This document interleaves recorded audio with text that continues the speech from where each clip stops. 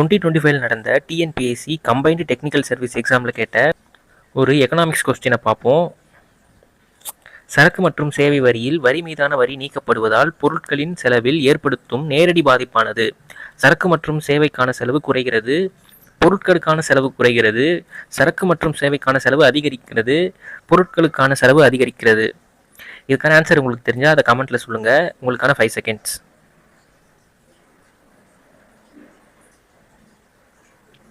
சரி, வாங்க இதுக்கான ஆன்சர் எங்கே இருக்குன்னு பார்ப்போம்.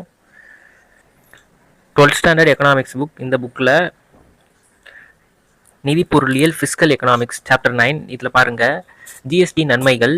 வரி மீதான வரி இம்முறையில் நீக்கப்படுவதால் பொருட்களுக்கான செலவு குறைகிறது. இது நேரடியாக பண்டங்களின் செலவில் பிரதிபலிக்கிறது.